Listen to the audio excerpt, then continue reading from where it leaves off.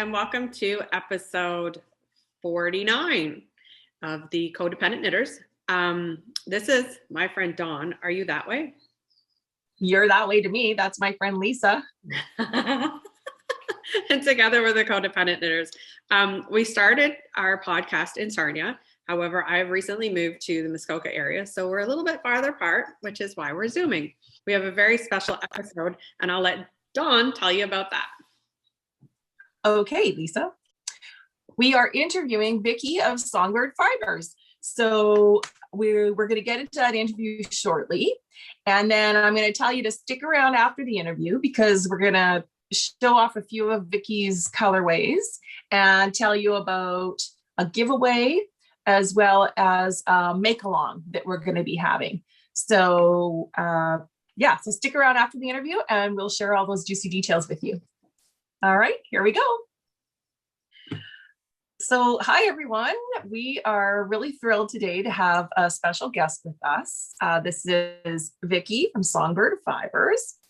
And we've known Vicki for a while, and we just wanted to share her with you and, ask her some questions and give her a chance to tell our viewers about everything Songbird Fibers.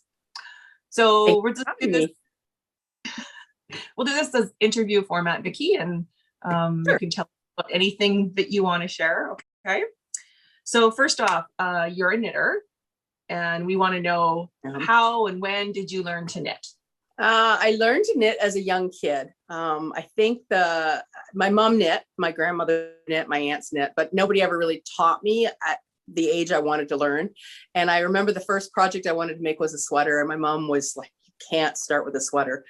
And I, begged and pleaded and bought a sweater kit at the shop was Swiss Wool Canada in Chatham, Ontario. And anyways, and I just partly out of spite, because I couldn't give in, but I made the sweater and just sort of went from there. And I knit a lot into my 20s, and then I didn't knit for probably 10 or 15 years. And then the hockey bus trip started with my daughter when she was 7 or 8, and I got back into knitting socks just because you have to. And then I sort of it really took hold in my mid 30s.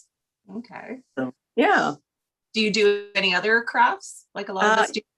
Oh yeah. Well, yes, I've done. I always joke I'm jack of all trades, master of none. I've done ceramics, I've done stained glass, I've done bird carving. What else? I've taught myself to weave and to spin. I took a spinning class at Halliburton School for the Arts maybe 10 years ago, and which is like adult day camp. It's so much fun. And so I like I said, I dabble. I know a little bit about a lot of different things. So but yeah, fiber arts have sort of always been my go-to. I've done a little bit of watercolor painting, but nothing that ever really grabbed me like dyeing has. Did you paint that picture behind you on the wall? No. Oh no. That is no, it's a digital photograph. It's a friend of mine in Stratford who's an artist, and she takes photos down by the river and things, and then she digitally manipulates flowers and birds and things. And cool. Yeah, so it was a great blue heron, so had to have it. So I noticed you're wearing something that you knit. What is it you're wearing? So this is the Love Note sweater, of course. It's pretty common. I think a lot of people know it. And I made it with my roseate spoonbill in sock weight with some feather, which is my silk mohair held double. And it's luxurious. I love it. Beautiful. It's very, very comfortable to wear. It's a nice temperature when I'm working in the shop. It gets hot in here with everything going on, so I don't like wearing like big heavy sweaters, but it works well because it's nice lightweight. So I wore it a lot all winter. Go with the next question. Tell us how Songbirds Yarn and Fibers came to be. Every time I see a cool bird, I think of you. Just that's good. That's great. Well, I was a bird watcher. I grew up in Chatham. I grew up near Rondo Park. My mom and my sister and I spent a lot of time at Rondo when we were kids, and I was a Girl Guide, and I sort of I did all the nature stuff as a kid anyways. And then as I got older, my mom and I spent a lot of time bird watching. So I, sort of in my 30s and 40s, I got to be a real avid bird lover. Had gone on lots of bird trips and that kind of thing. And I don't know, I guess just it sort of came to me one night that I could match the two, that I could, I could dye some yarn. I'd done a little bit of dyeing on my own, just fooling around, but nothing that I ever thought I would do as a pastime. And anyways, and then the birds and the yarn just sort of clicked, and they just sort of started coming out. I don't know. I don't know. I don't really know how the idea meshed in my mind, but I think because I know birds so well, it was fairly easy for me to manipulate them into yarn. Very cool. Sorry, I'm giving really long-winded answers. No, it's good. It's good. And so birds, so your yarn, when we buy yarn from you, that supports birds. Tell us about that. Yeah. So right off the bat, before I even put any dye in the pot, my plan was that every skein I sold would support Birds Canada. So it used to be called Bird Studies Canada. It changed maybe 2 or 3 years ago. So I donate $2 a skein for every bird inspired skein I sell. So they get a cut of everything. And I don't know how much I've donated over 5 years, but it's a sizable amount. Like it adds up. It's surprising how many, how $2 a skein really does add up. I sort of try to contribute each month to keep ahead of it. And I feel great doing it because I know I'm helping the birds. Yeah. And they're really the only charity. Like I've had a couple places, a couple of bird sanctuaries and some other places contact me, and it's like, no, I'm going to stick with my one because I think I get the most bang for my buck by supporting one really well, rather than $50 here and $75 there kind of thing. Very cool. What is new in your shop? What other than yarn? Like, do you have anything else? I mean, because we follow you on Instagram and whatnot. Yeah, so it's a small shop. It's mostly my dye studio. So I have all my dye table and my shipping area and stuff in the back, and I keep all my yarn back there and do all my work. So the shop is really only in the front. So it's maybe, I'm looking at it now, it's probably like 13 or 14 feet wide by 10 feet deep. Like it's not a big space. So I mostly have yarn. I have my 4 main bases, fingering, worsted, bulky, and sparkle. And then I have some miscellaneous stuff. I have my feather base, and I have some solids that I dye to go with them. I have, as add-on products, I do hat kits. I have sock blockers, which are fairly new, and I sell pom-poms. I sell Chiago double interchangeable needles, but again, I just have like a smattering of them. I don't have like huge amounts. I have just enough that if somebody's in the middle of a project and they need something, they can come in and get something. Right. What else? I have a few books, but the reason I have the books is because I had to meet the minimum for buying the needles. So I didn't intend on having books. Nice. Oh, and I have my totes too. My totes with Very cool. You mentioned the sock blockers, and I just ordered some and they arrived, and they're gorgeous. So if anyone hasn't seen them yet, look at all the birds. I love it. Yeah, they're cute, eh? Yeah. And we have an extra pair that Vicki sent us for a giveaway. So we'll talk about that at the end. But they're beautiful. Yeah. I'm glad that I wanted to make sure we mentioned those so people know you. Tell us about your current project, the Be a Freaking Unicorn project. Okay. So probably it was early in March. I think I was maybe contacted through Emily Gillies or Amanda Hyde at Stitch Noir. But anyways, we all joined a Slack channel. So there was Annika Poloski of Dragon Strings, myself, Stitch Noir, Emily Gillies, 3 or 4 more that all sort of, we started talking on the Slack channel about just where do you buy your dye? What do you do for this? Like, what's your favorite Instagram add-on? Or, we were just sort of like collaborating, right? And somebody, I think it was Annika that mentioned that, she thought that it would be cool to do something for Pride. And so then we just all started talking about it, and we came up with some guidelines, and Annika came up with the saying, if you want to be a unicorn, be a freaking unicorn. And so it wasn't freaking, we toned it down, made it PG. And yeah, so we just decided that what we would do is boost up dyers, like give dyers an opportunity to sort of all work collaboratively together and all benefit from the collective, while at the same time supporting Pride, so supporting LGBTQ. So we said that what we would do is we would all pick local charities, and that was sort of the prerequisite for dyers or makers that wanted to join in, as we wanted them to do something locally in their community, rather than donating to like a national fund that they wouldn't ever see the benefit of. And yeah, we ended up with, I think, 40 makers and dyers that participated. And we went live on May 1st, and it was crazy. May 1st, Emily runs the website, and she said like the hits were like off the chart. Like it was crazy. They were from all over North America. And it died down over the weekend, because I think the big spur was when it first opened. But we do go till the 24th of May. And lots of dyers still have stock, or they're doing dye to order up until the 24th. And $5 minimum from every skein of yarn sold has to go to their local charity. And if you go to the beafreakingunicorn.com website, you'll see a grid of all the different products that are available. And if you click on those, they take you right to the maker's website. So the Be a Freaking Unicorn website is really just a conduit to get you to the different makers. And, once you're there, you can obviously shop their shops for other things too. But we've had some great feedback from a couple of dyers that were astounded at how many sales they had. They said, I had only sold I'd only sold online like for a month, and I'd had like 5 orders, and all of a sudden I, got 50 orders in a day, and, it's good stuff like that. Like, it was just great to, to see, because I mean, not that I'm a particularly well-known dyer. I think I'm fairly well-known in Ontario because I've been around for 5 years now, but it's like, I remember when I was starting out, I remember when I, didn't know anything about what I was doing or anything.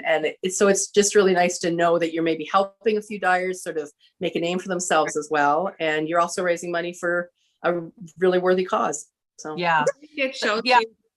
It's not just yarn, right? There are other products. There's some patterns. So it's definitely dyers and makers. Like it's definitely not all. There's a couple of people that have actually like crocheted products or knit products. So there's some headbands that are really fun. There's another woman doing shawls that she'll make to order. There's a lot of different really funky stitch markers. There's 4 or 5 patterns. There's a really cute amigurumi unicorn pattern. So, and then there's the one really cool one is a woman, she wanted to participate, but she doesn't make anything fiber wise. But what she said she would do is she posted her charity, and she said, send me a receipt, and for every $5 you've donated, I'll send you a hand drawn, like a hand decorated postcard. She does these rainbow postcards for people and just mail them off. Yeah. So that's awesome. The one thing I find listening to this is it really shows the power of community over competition. Do you know what I mean? Mm-hmm. It's women, I don't know, but it's like makers lifting each other up and, empowering each other. That's pretty amazing. Yeah. Yeah. And the idea wasn't unique. The idea came from originally was Lindsay, Countess Blaze in England. And she did something fairly similar about maybe 4 years ago. So we tried to set it up the same way. We didn't want logos on any of the products on the website. We wanted people to be able to just shop without going, oh, I know that dyer, because if you know the dyer, you're going to click on their shop. Whereas if you don't know the dyer, you go, you're going to pick the ones you're comfortable with. So we figured no logos or anything, because that way it would sort of even the playing field for everybody. And and I think the people that participated were really pleased. And I think we'll be surprised at how much money we've raised too, which is great. Yeah, it's excellent. And this is yours. So this is your Be a Freaking Unicorn on, this is worsted. I did order it in as well, which I've already caked up. So it's out in my other room, but this is the worsted. And you had it on a couple of different bases, right? Yeah, I do it on all my bases. So sparkle, worsted, bulky, and the feather and sock. Yeah. Yeah. So wanted to show it's very pinks and purples. It's got some lime green sprinkles in it, and it's very unicornish. Green. Yeah, it's very pretty. And so I did order a few things, but your order came in 2 days. It was awesome. So this is mine Songbird Fibers. Yeah. Crested pigeon. So it is actually also it's a okay. So is it a real bird? It's what a crested pigeon would look like if he was living his best life. If he was a unicorn. If he wanted to be a unicorn, that's what he'd look like. I love it. So I sort of he does have those colors. He does have a little like pale greens and purples and pinks in his wings, but I really juiced them up. So yeah, you mentioned sales until May 24th. So we will be sure that this video is up before then. So people, if they haven't heard about it yet, I don't know how they haven't, but so people still have a chance to get in on that. And then are there going to be knit-alongs or anything during Pride Month? Yeah. So that's what we've done. So the reason we ended on May 24th was we didn't want to step on any LGBTQ organizations raising money for Pride. We thought, you know what, we are like, I mean, you know, ultimately we are all profiting from it too, right? I mean, it's like, let's be fair. We're selling a product, right? So we didn't want to be selling our product over top of Pride organizations trying to raise money. So that's why we stopped in May. But what we'd like to do is encourage everybody who bought something to make with it in June. And, you know, hold it up as an example of support of LGBTQ plus, and use the hashtag Be a Freaking Unicorn. You know that what you participated in has helped raise money, and so show your pride, I guess. Yeah. Now, the one thing I love about Be a Freaking Unicorn, you can be a freaking unicorn if you're anybody. Absolutely. You know what I mean? Like, yeah. That's one thing yeah. Mm-hmm. And it's just, the one dyer, Nicole Frost, Frost Yarns, her colorway was kiss whoever the fuck you want. And it's like, like really, like anybody can do whatever they want. Love is love, right? Like, right. Yeah. You want to be a unicorn, be a unicorn. Right. So the Codependent knitters are going to hold a Be a Freaking Unicorn knit along. So anyone who did purchase from any of the participants, and we'll give you details about that afterwards, but we're going to be doing that starting June 1. And I guess starting anytime. A lot of people have already cast on, so we'll get it up on our Ravelry group. But yeah, anyone who as long as you're using what you bought from any of the Be a Freaking Unicorn participants, then you can join our make along. So that's awesome. Yeah, so we'll give you more details about that afterwards, but I just wanted to mention that now that you're talking about it right now, Vicki. So that's awesome. That's great. Thank you. We already talked about what fibers and weights you dyed. How do you decide? How do you decide what birds you want to turn into colorways? So it's a real mishmash of different things. So some just speak to me. Some I see a bird. I follow lots of birders on Instagram and Facebook and things as well. Sometimes I see a bird and I just automatically envision it in yarn, and it's a no-brainer, and I just go right to it and work on it. Other times I really feel like I'm forced to try something, like, you know, like I don't know, I get requests, and I get like numerous requests for a bird, and I think, okay, I'm gonna try it.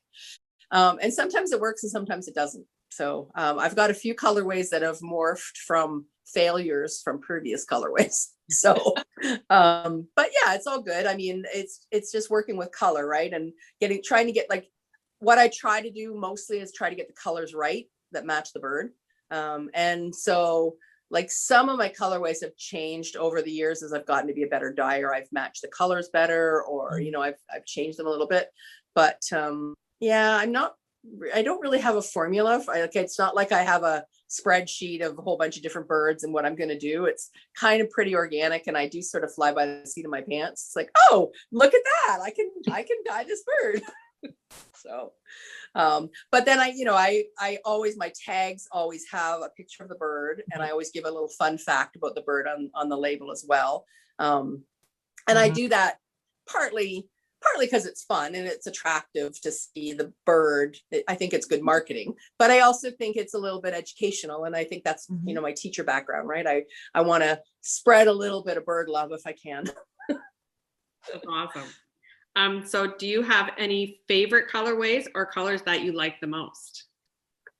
I really like dyeing a few of them. Like Nicobar Pigeon is really fun to dye. I really actually like dyeing this crested pigeon because it's fun to watch. Like I don't do a lot of colorways with speckles. Most of my colorways are sort of just variegated.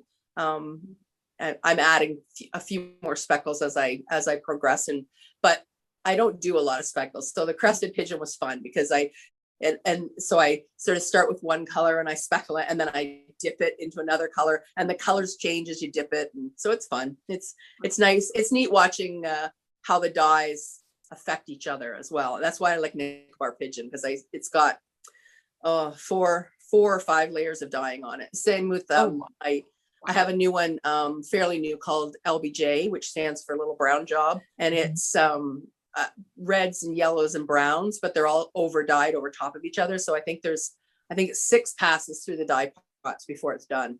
Wow. So I don't mind dyeing it, but it takes a lot more time than it does to do Nicobar Pigeon. I've got Nicobar Pigeon down to a science, but LBJ is fun too because it's got so many different layers of color, so that they all sort of mix and mingle with each other, and you sort of what the final product will look like, but there's always lots of really hidden, oh, look at that, look where those colors crossed, and it's fun. Very cool. That's neat. So I was going to ask about your knitting. Are you a process knitter or a project knitter? So I would always 100% of the time say I was a process knitter until this past year, till the pandemic hit. So I did mystery knit alongs. I love a tough project. Like, give me something that looks tricky, and I love learning about it. I had the one designer that I really liked was Laura Nelkin. She does a lot of lace with beading and tricksy things, and I just love that whole learning something new with every, I love it if you have to go watch a video to learn something while you're making it, right? Like that. So totally process. But since the pandemic hit, I've been a sweater knitter, and I've knit 5 or 6 sweaters, and I am driven when I'm knitting them, like to the point that I don't do anything else. It's like, I got another row. So I've become a real product knitter in the last year. What's on your needles right now? What's your current project? So right now I'm working on an ethereal sweater, and it's really pretty. It's going to be it's done with Heather Timber Yarns Sock Blossom from the Be a Freaking Unicorn collection, and I made I made a magic ball. So I took all her minis, and I started with the darkest. I put them in order, started with the darkest and started winding, and just connected all the skeins. So they're all tied, they're all joined together. And I went from darkest to lightest, to the like sort of rainbow order. It wasn't a complete rainbow, but it was pretty close. And then I'm doing a top-down sweater, mixed with just a gray eye dyed. And the gray eye dyed I put some rainbow sparkles or sprinkles in it. But so this is the collar. And it started with the pinks, and now it's moved into the oranges. And now I'm starting to get into, I've got some blue starting down here. And it's a sort of a honeycomb pattern at the top. And it just gets wider and wider. And yeah, just a top down sweater. But yeah, like I said, I get a little obsessed when I start knitting a sweater. You know what? That is so out of my wheelhouse, like the colors and everything, but it is gorgeous. Just thank you. Yeah, I'm really looking forward to it. I'm not normally a bright color, although I know I'm wearing a pink sweater, but yeah, I'm normally I'm not quite as gray as you are, Lisa. I know you love your gray. But I do definitely wear darker colors primarily. Like I'm definitely, greens and blues and browns and, that kind of thing. So yeah, so this will be a nice bright pick me up. And I almost always make my sweaters short sleeve just because I find I can wear them better that way. So like this one is short sleeve, but I always, I have a blouse under it anyway. So, and I find that that's most practical for me to wear while I'm working and I don't get overheated and want to take it off. So yeah. So at least I don't get stuck on Sleeve Island too long. It's just getting through the body. Right. Yeah. So, are there any virtual online shows or trunk shows you have coming up? Yeah, a couple. So I'm doing the Greater Toronto Yarn Hop, which I think the actual event, the virtual event, is going to be in the summer. I'm not sure the exact dates, but they've been doing Instagram lives every weekend. Yeah. So I think I'm scheduled to do an Instagram live May 30th, I think. And it's just sort of an interview, just, to familiarize. And I would never have done the Greater Toronto Yarn Hop before the pandemic because it was local yarn stores. But I think they figured out a way that, everybody can have a passport to mark, and I think they have to visit websites or something. I'm not exactly sure how they're setting it up, but anyways, it's interesting. And the Toronto Knitters Guild is doing a frolic, but they're doing it in a different format as well this year. So I did it last year, the first one that was virtual, and it was actually really fun because I did an Instagram takeover for a day. So they gave me their Instagram password and I was on their account all day, and I went for a walk and I dyed some yarn, and it was really fun. I had a good day. So I'm hoping that we can do something like that again. But they've got I think they're 50 or 55 dyers that they usually have, their vendors. So everybody's going to do something for it. So yeah, I think that's it until like later in the fall. And I'm hopeful that we might be able to do the Woodstock Fiber Festival, which is, I don't know if they'll change the name, but it's going to be in Paris. So yeah, and that's like middle of October. Yeah. Yes, that one's my favorite. I would probably have to drive down for that one. Yeah. Yes, yeah. And I think the Paris Fairgrounds is a pretty nice place from what I've been told. It's beautiful. It's really nice. And I think it's a little bit bigger. Yeah. So, okay. To wrap up, can you maybe give people an idea where to find you, like on your website, Instagram, Facebook, all that fun stuff? Sure. So I try to be pretty consistent. Songbird Fibers. So Songbird, all one word, and attached to Fibers, Fibres. So I'm at Songbird Fibers on Facebook and Instagram and Twitter. And then I'm songbirdfibers.ca on my website. I'm pretty easy to find, I think. We'll make sure we put those links in our drop down below the video, and I can pop some on the screen too. Perfect. So and my little shop is in Stratford, so if anybody's visiting Stratford in the summer, right now we're on lockdown, but I'm hopeful that by summer we'll be able to have visitors again. So yeah, if anybody's in Stratford, make sure to pop by. I'm sort of on the outskirts of town. I'm not downtown, and I'm tucked in the little strip mall. I'm sort of my father-in-law thinks I need to have a flashing open sign, but I really don't want that. I'm quite happy with my little sign that says open. I love having visitors. Well, you're on my list to places to visit once we're able to this summer, because I haven't been to your shop since you opened it up. Now, what is the shop called? Well, it's called The Nest, which is a dye studio for Songbird Fibers. And the reason it's called The Nest is, it makes sense. All my bird references, right? But my husband started referring to it. So we had worked together for about 20 years out of the house. Like we both were self-employed together. And then I went back to school and became a teacher and taught for 12 years, and then started, and I was dying on the weekends at home, and then took a year off and was at home full time. So we were back working together again out of the house. And I think, I mean, he never complained. He never, you know, encouraged me to look elsewhere. But I saw this little place, and in fact, he didn't think it was a good idea to rent it in the first place. But I had better vision and could see that it was going to be good once it was fixed up. But anyways, when I started coming over here to do things, he said, "Oh, are you going over to the Nest?" And he just started calling it the Nest. And I thought, oh, that's perfect. So designed a little logo, and that's awesome. What it became. Awesome.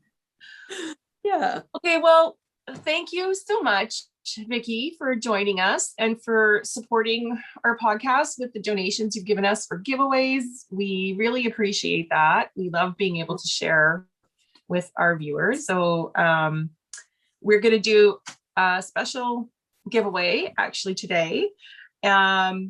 I think we'll do, I have these. I have your Lovebird set, which is the male and female, and this is the indigo bunting. So go to Vicki's. This is how you enter. It's going to be on our Ravelry group. There'll be a thread for the Songbird Fibers giveaway. Go to Vicki's website, have a look through her shop and colorways, and just tell us on our Ravelry thread, tell us what your favorite colorway is, if you have one, or what you'd like to have as a favorite colorway. So that's how you'll enter. And again, thank you, Vicki, so much. It was great talking to you today. Oh, you're welcome. Thank you for having me. I really appreciate it. It's nice because we sort of meet in our little Wednesday morning knitting groups occasionally anyways. So it's kind of nice to, it just feels like, yeah. Lovely. We love it. Thanks so much. We'll talk to you soon. All right. Okay. Thank you. Yeah. Wasn't that a great interview? That was amazing. I just, you know what? Like I said in the interview, every time I see a bird, I'm like, hey, I wonder if she could make that into a colorway or what she would do with it. Because to me, it's so creative to take the animal, like the bird, and what she does with it. She just runs with it. It's amazing. I love stuff like that. She does an amazing job. And as we mentioned, go to her website and have a look at her different colorways. And then we're going to have a thread on Ravelry for giveaway. So you're going to go on that thread of Ravelry and you're going to comment what colorways of Vicki's you like. It's totally acceptable to pick more than one. Exactly. And so we're going to be giving away this duo that she sent us. She does male and female of a bird. And so this is one of her Lovebirds pairings, and it's the indigo bunting. So in the bird world, the males are always the really colorful ones, right? And so I'm assuming this is the male and this is the female. So she has these lovebirds for a number of different species. She has, the other thing, she does minis. So they're called nestlings. Isn't that cute? This is light turquoise. And so you can order, solids or semi-solids, tonals to go with any of the colorways if you want for socks or just for other projects. She, as we mentioned also, she has donated so much to us for giveaways. So we also have this skein of lilac breasted roller, which I love. I actually just ordered this on Chunky. Yeah. She was talking about show the picture on the tag, and what is the little fact that she gives you for that bird? For the lilac breasted roller, this native of Eastern and Southern Africa gets its name from the way it rolls back and forth in flight during courtship. They are acrobatic flyers known to breed on the wing. Did you know that? No. And you just want to be it? No, but I'm just thinking to myself that you sounded like you should be doing one of those Discovery Channels. So there you go. The lilac breasted roller. Well, there you go. Breeds on the wing. Fancy schmancy. Cirque du Soleil breeder. And she also sent us, she does these little handmade with love leather tags. Oh, that's beautiful. Yeah. I turn it so you can see, but they're like engraved leather tags. So there's one of those. And as we also, oh yeah, so these will be a giveaway, the mini in this Nice. someday in the future. And then, as we mentioned, she donated some sock blockers. Those are gorgeous. They're just gorgeous. Look at that. I actually have a sock on them that I knit out of Vicki's yarn. This was a while back. So this is the same colorway that she was wearing in the sweater today that she made the sweater of. This is the Rosette spoon bill. And just so you can see, okay, that's the colorway. The pattern is Santa Baby by Christy of Yarn Cafe Creations, Christy Houghton. Yeah. And this is the front view, so you can see the lace all the way down the top of the foot. Yeah, I love this colorway. That's got that, you really went for that corally pink and orangey for a bit. Maybe this started it last year. I've been on a kick for a lot of pinks this year, right?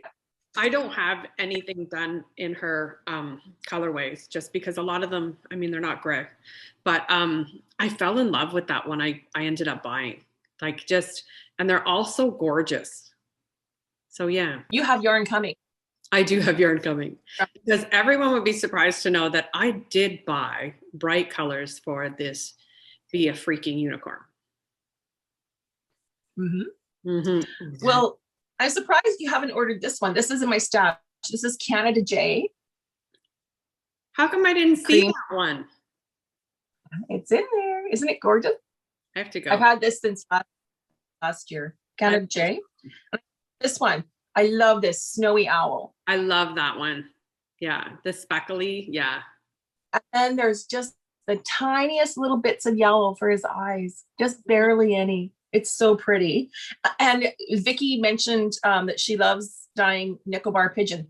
This was one of the first ones I bought from her. So it's been in my stash for a while, Nicobar pigeon. There's the pigeon there. Thing. That is one colorful. Isn't it? Like it's got everything in it. It's so beautiful. So yeah. So we hope you enjoyed our interview with Songbird Fibers.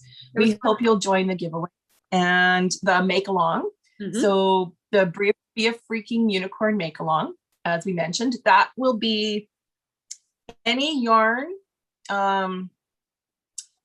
purchased from one of the participating dyers from the Be a Freaking Unicorn project, or any pattern, because there were a couple of patterns. So whether you bought the yarn or the pattern, you can enter our make along in our Ravelry group. We'll open it now because some people have already cast on, and that's fine, but they are still selling yarn until May 24th. So people might not get their yarn right away. And so we'll run it until the end of July. Sound good? No, that sounds perfect. That sounds good. Really good. So make along, knit, crochet, because you might want to crochet that cute little amigurumi unicorn that somebody did a pattern for. So cute. Super fun.